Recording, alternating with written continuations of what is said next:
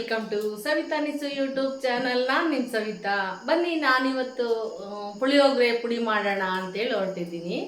ಹಾಗೆಯೇ ವಿಡಿಯೋನು ಕೂಡ ಮಾಡೋಣ ಅಂತ ಹೇಳಿ ನಾನು ಯಾವ ಥರ ಪುಳಿಯೋಗರೆ ಪುಡಿ ಮಾಡ್ತೀನಿ ಅನ್ನೋದನ್ನು ತೋರಿಸ್ತಾ ಇದ್ದೀನಿ. ಹಾಗೆ ಅದಕ್ಕೆ ಏನೆಲ್ಲ ಇಂಗ್ರೀಡಿಯೆಂಟ್ಸ್ ತೊಗೊಂಡಿದ್ದೀನಿ ಅಂತಲೂ ಕೂಡ ತೋರಿಸ್ತಾ ಹೋಗ್ತೀನಿ. ನಾನು ಯಾವಾಗಲೂ ರೆಡಿ ಪುಳಿಯೋಗರೆ ಪುಡಿ ಮಾಡಲ್ಲ.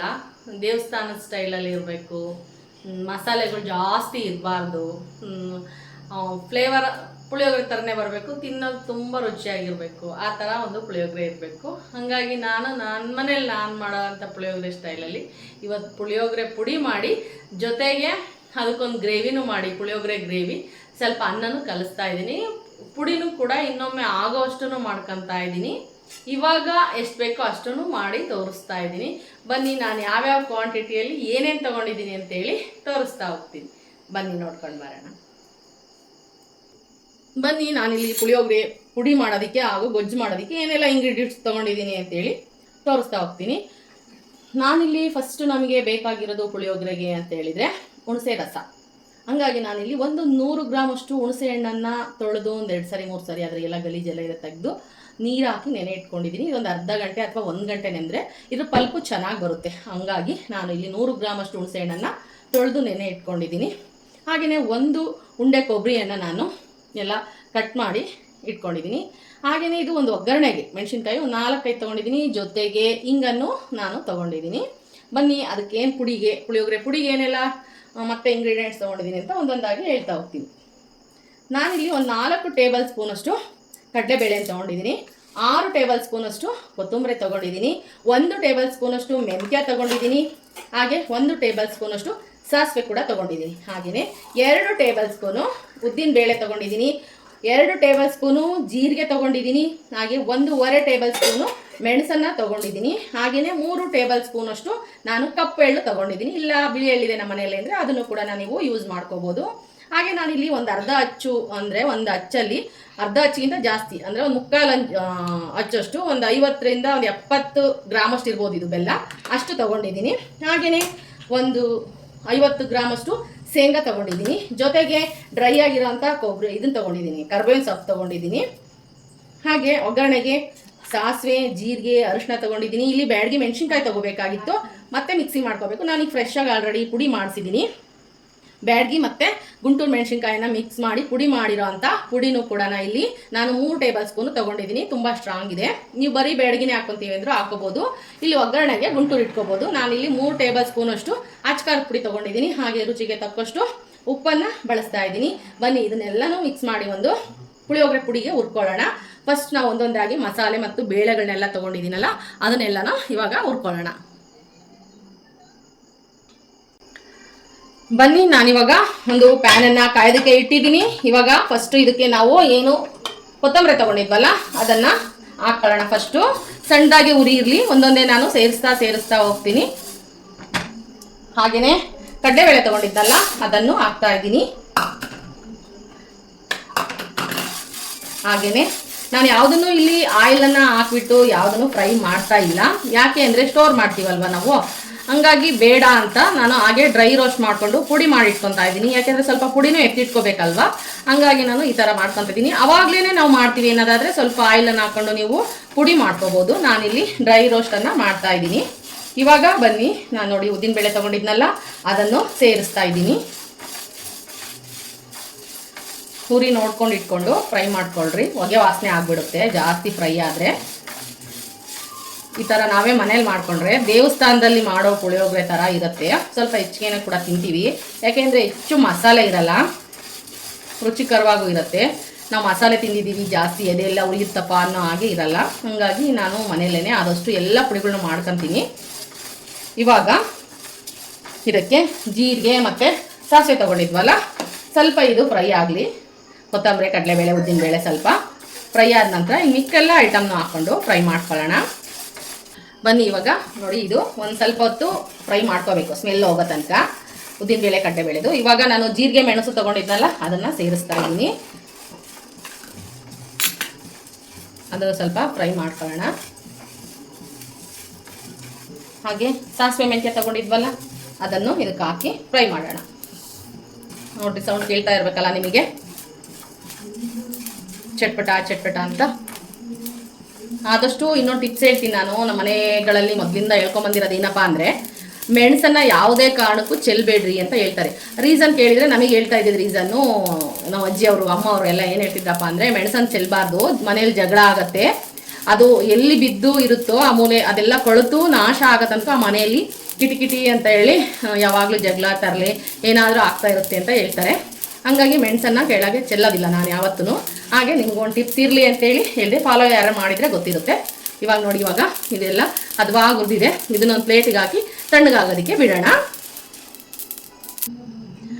ಇವಾಗ ಬನ್ನಿ, ಎಳ್ಳನ್ನು ಹಾಕ್ಕೊಂಡಿದ್ದೀನಿ. ಏನು ಇದು ಆಗಲೇ ಪ್ಯಾನ್ ಕಾದಿದೆಯಲ್ಲ, ಅದೇ ಬಿಸಿಗೇನೆ ಇದು ಚಟ್ಪಟ ಅಂತೇಳಿ ಕಾದು ರೋಸ್ಟ್ ಆಗಿಬಿಡುತ್ತೆ ಎಳ್ಳು. ಒಂದು ಸೌಂಡ್ ಬಂತು ಚಿಟ್ಪಟ ಅಂದರೆ ಅವಾಗ ತಟ್ಕೊಂಡ್ಬಿಡೋಣ.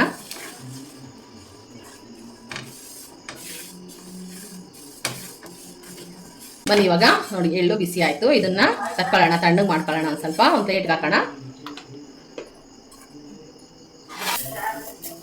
ಇವಾಗ ಸ್ವಲ್ಪ ತಣ್ಣಗಾಗಲಿ. ಇವಾಗ ನಾವು ಕರ್ಬೇವಿನ ಸೊಪ್ಪು ತೊಗೊಂಡಿದ್ವಲ್ಲ ಅದನ್ನು ಇದಕ್ಕೆ ಹಾಕೋಣ. ಆಲ್ರೆಡಿ ಇದು ರೋಸ್ಟ್ ಆಗಿರೋಂಥ ಕರ್ಬೇವಿನ ಸೊಪ್ಪು. ಜೊತೆಗೆ ನಾನಿಲ್ಲಿ ಕೊಬ್ಬರಿ ಎಲ್ಲ ಹೆಚ್ಚಿಟ್ಕೊಂಡಿದ್ನಲ್ಲ ಅದನ್ನು ಇಲ್ಲಿ ಬಿಸಿ ಮಾಡ್ಕೊತಾ ಇದ್ದೀನಿ. ಆಲ್ರೆಡಿ ಒಣಗಿದೆ. ಸಿ ಅಂಶ ಏನಾದರೂ ಇತ್ತಪ್ಪ ಅಂತ ಹೇಳಿದರೆ ಸ್ವಲ್ಪ ಒಣಗಲಿ ಅನ್ನೋ ಉದ್ದೇಶಕ್ಕೆ ನಾನು ಇದನ್ನು ಸ್ವಲ್ಪ ಬಿಸಿ ಮಾಡ್ಕೊತಾ ಇದ್ದೀನಿ. ಕೊಬ್ಬರಿ ಮತ್ತು ಕರ್ಬೇವಿನ ಸೊಪ್ಪನ್ನು ಸ್ವಲ್ಪ ಬಿಸಿ ಮಾಡ್ಕೊತಾ ಇದ್ದೀನಿ. ಎರಡು ಆಲ್ರೆಡಿ ಒಣಗಿರೋದೆ, ಒಂದು ಸರಿ ಬಿಸಿ ಮಾಡ್ಕೊತೀನಿ. ಅಲ್ಲಿ ನೋಡಿ, ಇವಾಗ ಸಾಕು, ಇದು ಬಿಸಿ ಆಗಿರೋದು. ಇದನ್ನು ತಣ್ಣಗೆ ಮಾಡೋಣ. ಬನ್ನಿ, ಇದನ್ನೆಲ್ಲನೂ ನಾನು ಒಂದು ಸರ್ತಿ ಮಿಕ್ಸಿ ಒಳಗೆ ಪುಡಿ ಮಾಡ್ಕೊತೀನಿ. ಎಳ್ಳು, ಕೊಬ್ಬರಿ ಮತ್ತು ಏನೆಲ್ಲ ಮಸಾಲೆ ಹುರ್ಕೊಂಡಿದ್ದೀನೋ ಅದನ್ನೆಲ್ಲ ಒಂದ್ಸರಿ ಫೈನ್ ಪೌಡರ್ ಮಾಡ್ಕೊಳ್ಳೋಣ. ಒಂದೊಂದನ್ನೇ ನಾವು ಮಿಕ್ಸಿಯಲ್ಲಿ ಫೈನ್ ಪೌಡರ್ ಮಾಡ್ಕೊಳ್ಳೋಣ.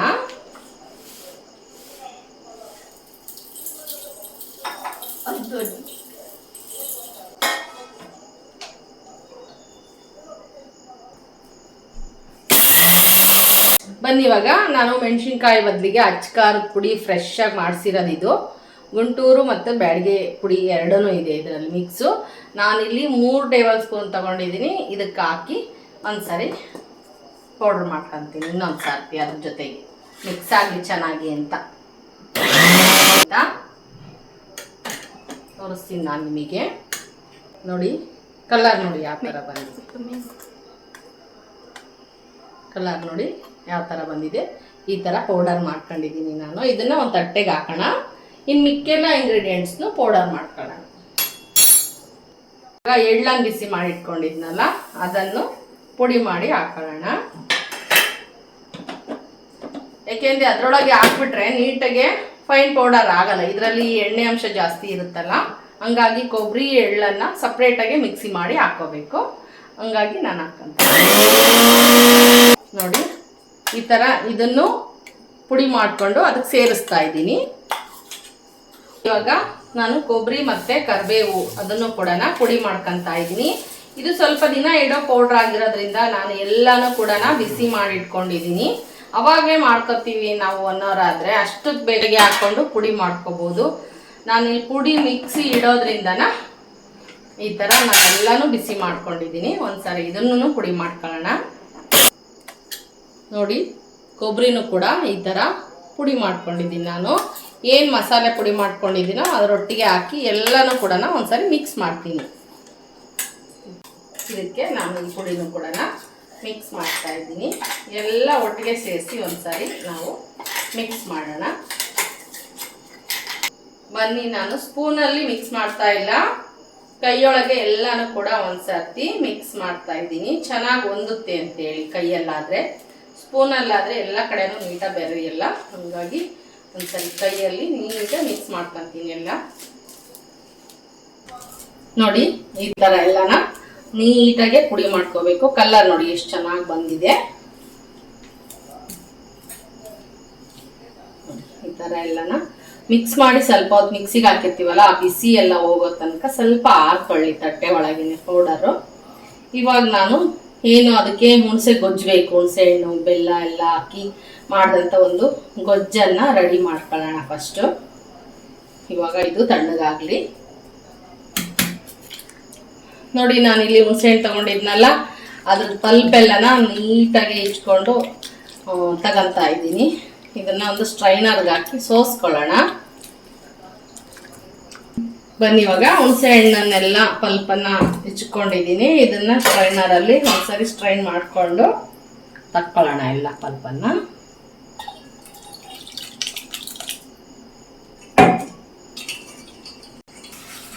ನೋಡಿ, ಹುಣಸೆಹಣ್ಣಿನ ಪಲ್ಪು ಇದು ಹೊಸ ಹುಣಸೆಹಣ್ಣು, ತುಂಬಾನೇ ರಸ ಇದೆ ಇದರಲ್ಲಿ, ಅಂದ್ರೆ ಪಲ್ಪ್ ಜಾಸ್ತಿನೇ ಇದೆ.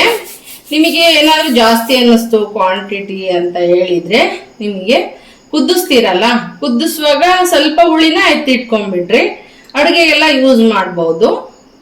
ಒಂದ್ಸರಿ ವಿಡಿಯೋ ಕೂಡ ಮಾಡ್ತೀನಿ ನಾನು, ಹೆಂಗೆಲ್ಲ ಮಾಡ್ಕೊಂಡ್ರೆ ಬೇಗ ಅಡುಗೆ ಆಗುತ್ತೆ, ಹುಣಸೆ ರಸ ಹೇಗೆ ಮಾಡ್ಕೊಳ್ಳೋದು, ಪುಡಿಗಳನ್ನ ಮಾಡ್ಕೊಳ್ಳೋದು ಎಲ್ಲನ ಒಂದು ವಿಡಿಯೋದಲ್ಲಿ ತೋರಿಸ್ತೀನಿ.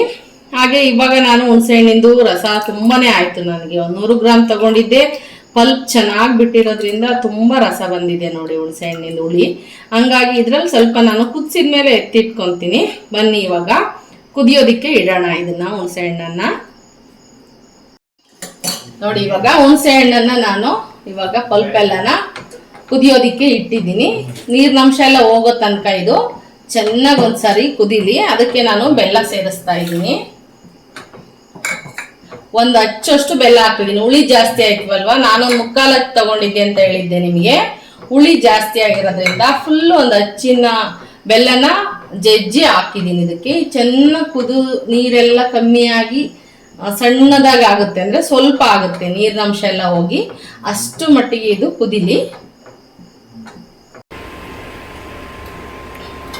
ಬನ್ನಿ, ನಾವು ಹುಣಸೆ ಹಣ್ಣನ್ನ ನೋಡಿ ಈ ತರ ಎಷ್ಟಿತ್ತು ಪಾತ್ರೆ, ಇಲ್ಲಿ ತನಕ ಇತ್ತು ರಸ. ಇವಾಗ ಕುದ್ದು ನೋಡಿ ಎಷ್ಟಾಗಿದೆ. ಇನ್ನೂ ಥಿಕ್ನೆಸ್ ಬರಬೇಕಿದು ಎಲ್ಲಾನು, ನೀರಿನಂಶ ಎಲ್ಲ ಹೋಗ್ಬೇಕು. ಇವಾಗ ಇದಕ್ಕೆ ಒಂದು ಸ್ವಲ್ಪ ಉಪ್ಪನ್ನು ಹಾಕೋಣ, ಕಲ್ಲುಪ್ಪು ಹಾಕೋಣ.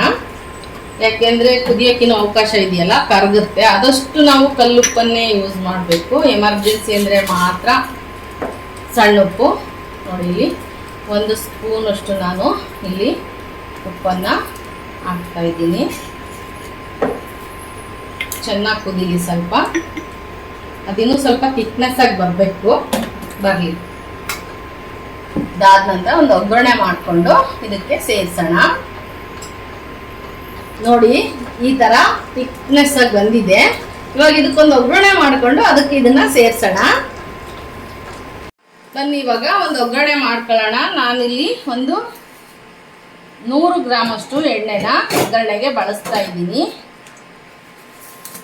ಒಂದು ಒಗ್ಗರಣೆ ಮಾಡ್ಕೋಬೇಕಲ್ವಾ. ಫಸ್ಟು ಶೇಂಗಾನ ಫ್ರೈ ಮಾಡಿ ತಕ್ಕೊಳ್ಳೋಣ. ಎಣ್ಣೆ ಕಾದಿಗೆ ಹಾಕೋಣ. ಹಾಗೆಯೇ 2 ಗೋಡಂಬಿ, ನಿಮ್ಮ ಆಪ್ಷನ್ನು.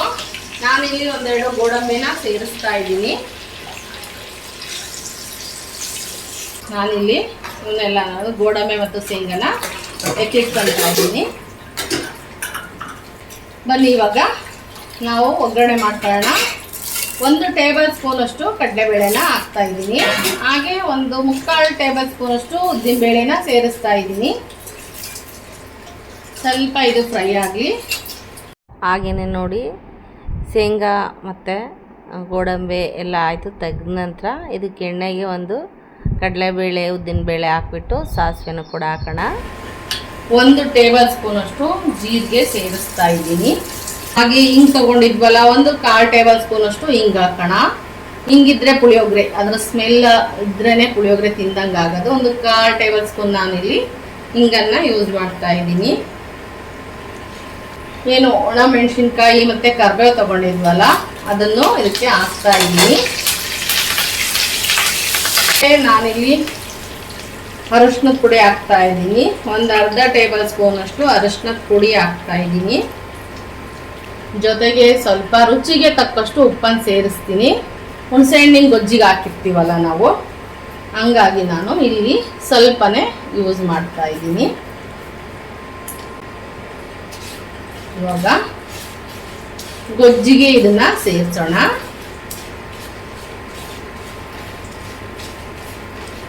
ಇವಾಗ ಸ್ಟವ್ ಅನ್ನು ಆಫ್ ಮಾಡೋಣ. ಒಗ್ಗರಣೆ ಆಯಿತು. ಹಾಗೆ ಗೋಡಂಬಿ ಮತ್ತು ಶೇಂಗಾನು ಕೂಡ ಇದಕ್ಕೆ ಸೇರಿಸಿದ್ದೀನಿ. ಇವಾಗ ಏನು ಹುಳಿ ಎಲ್ಲ ಮಾಡ್ಕೊಂಡಿದ್ನಲ್ಲ, ಇದು ಗೊಜ್ಜು, ಉಪ್ಪು, ಹುಳಿ, ಬೆಲ್ಲ ಇದಕ್ಕೆ ಹಾಕ್ಬಿಟ್ಟು ಇವಾಗ ಪುಡಿ ಹಾಕೋಣ. ಇದಕ್ಕೆ ಮಸಾಲ ಪುಡಿ ಮಾಡ್ಕೊಂಡಿದ್ವಲ್ಲ ನಾವು, ಆ ಪುಡಿಯನ್ನ ಇದಕ್ಕೆ ಮಿಕ್ಸ್ ಮಾಡ್ಕೊಳ್ಳೋಣ.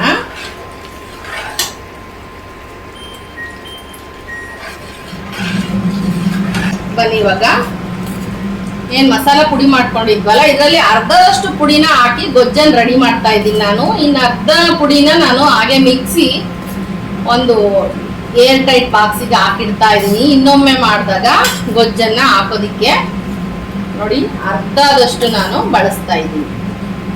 ಇವಾಗ ಒಂದ್ಸರಿ ಎಲ್ಲ ಇದನ್ನ ಮಿಕ್ಸ್ ಮಾಡೋಣ. ತಿಕ್ಕಾಗುತ್ತೆ ಇವಾಗ ಇದು.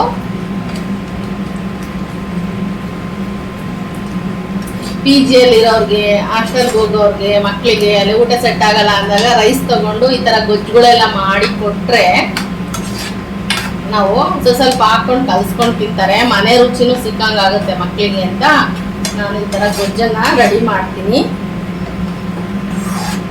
ನೋಡಿ ಯಾವ ತರ ಗಟ್ಟಿ ಬಂತು. ಎಲ್ಲ ಬೇಳೆಗಳೆಲ್ಲ ಪುಡಿ ಮಾಡಿದ್ದಲ್ಲ, ಸ್ವಲ್ಪ ಚೆನ್ನಾಗಿ ಫ್ರೈ ಆಗಲಿ ಒಂದು ಸ್ವಲ್ಪ ಹೊತ್ತು. ಅವಾಗ ನಾವು ಅನ್ನ ಕಲ್ಸೋಣಂತೆ. ಎಷ್ಟು ಬೇಕೋ ಅಷ್ಟು ತಗೊಂಡು ಇದು ಟೋಟಲ್ ಆಗಿ ಒಂದು 8-10 ಜನಕ್ಕೆ ತಿಂಡಿಗೆ ಅಷ್ಟು ಗೊಜ್ಜಾಗುತ್ತೆ ನೋಡಿ. ಇದು ಅಷ್ಟು ಅನ್ನ, ಇದಷ್ಟು ಗೊಜ್ಜನ್ನು ಕಲ್ಸಿದ್ರೆ ಒಂದು 8-10 ಜನ, ಯಾಕೆ ಒಂದು 10 ಜನದ ಮೇಲೇನೆ ಸ್ವಲ್ಪ ಕಲ್ಸ್ಕೋಬಹುದು ಈ ಗೊಜ್ಜನ್ನ. ಸ್ವಲ್ಪ ಸ್ಟ್ರಾಂಗ್ ಆಗಿ ತಿಂತೀವಿ ಏನಾದ್ರು ಒಂದು 10 ಜನಕ್ಕೆ ಸಾಕು. ಇಲ್ಲ ಲೈಟಾಗಿ ಗೊಜ್ಜು ಕಲಿಸ್ಕೊಂತೀವಿ ಅಂದ್ರೆ ಒಂದು 12-13 ಜನ ತಿನ್ಬೋದು ನೋಡ್ರಿ ಈ ಗೊಜ್ಜಲ್ಲಿ.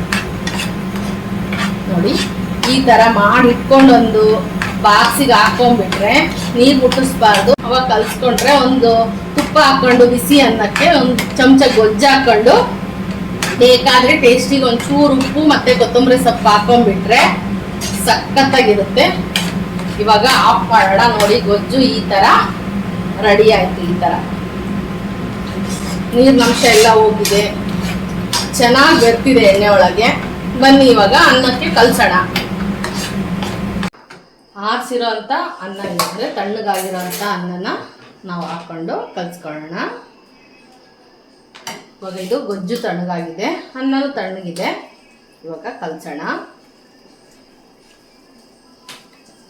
ನಿಮಗೆ ದೇವಸ್ಥಾನದಲ್ಲಿರೋ ಥರನೇ ಉದುದ್ರಾಗಿ ಚೆನ್ನಾಗಿ ಅನ್ನ ಬೇಕು ಅಂದರೆ ಸ್ವಲ್ಪ ನೀರು ಕಮ್ಮಿ ಮಾಡಿ ಅನ್ನ ಮಾಡ್ಕೊಡ್ರಿ, ಚೆನ್ನಾಗಿರುತ್ತೆ. ಕೆಲವರು ಸಾಫ್ಟಾಗಿರಲಿ ಅಂತ ಕೇಳ್ತಾರೆ. ನಾವೆಲ್ಲ ಸ್ವಲ್ಪ ಸಾಫ್ಟಾಗಿರೋ ಅನ್ನ ತಿನ್ನೋರೆ, ಹಂಗಾಗಿ ಸ್ವಲ್ಪ ಸಾಫ್ಟಾಗಿರಲಿ ಅಂತೇಳಿ ಅನ್ನ ಸಾಫ್ಟಾಗಿ ಮಾಡ್ಕೊಂಡಿದ್ದೀವಿ. ಅತಿ ಗಡ್ಸಾಗಿಲ್ಲ.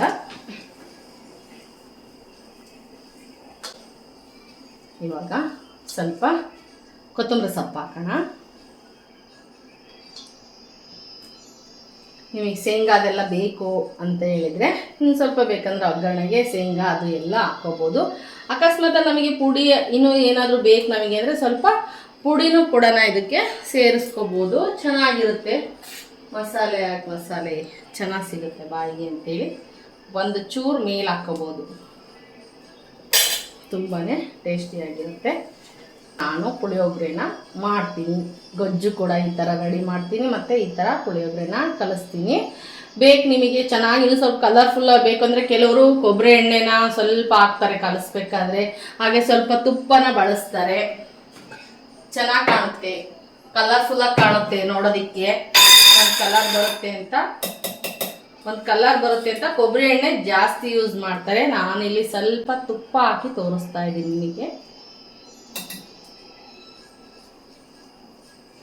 ಕೊಬ್ಬರಿ ಎಣ್ಣೆ ಹಾಕಿದ್ರಂತೂ ಸಖತ್ ಕಲರ್ ಚೆನ್ನಾಗಿ ಬರುತ್ತೆ. ಅಂದರೆ ನಾವೇ ಮಾಡಿಸಿರೋ ಗಾಣದ ಎಣ್ಣೆ ಆಗಿರಬೇಕು. ನಾವು ತಲೆಗೆಲ್ಲ ಯೂಸ್ ಮಾಡೋದು ಅದೆಲ್ಲ ಆದರೆ ಚೆನ್ನಾಗಿರಲ್ಲ. ಇನ್ನು ಆಲಿವ್ ಆಯಿಲ್ ಇದ್ದರೆ ಅವರು ಕೂಡ ಹಾಕ್ಕೊಂಡ್ರೆ ತುಂಬ ಕಲರ್ಫುಲ್ಲಾಗಿ ಬರುತ್ತೆ ನೋಡೋದಕ್ಕೆ ಪುಳಿಯೋಗರೆ. ಇವಾಗ ತಿಂದು ಟೇಸ್ಟನ್ನು ಮಾಡೋಣ ಹೇಗೆ ಬಂದಿದೆ ಅಂತ. ಬನ್ನಿ ಇವಾಗ ಟೇಸ್ಟ್ ಮಾಡೋಣ, ಟೇಸ್ಟ್ ಹೇಗೆ ಬಂದಿದೆ ಅಂತೇಳಿ.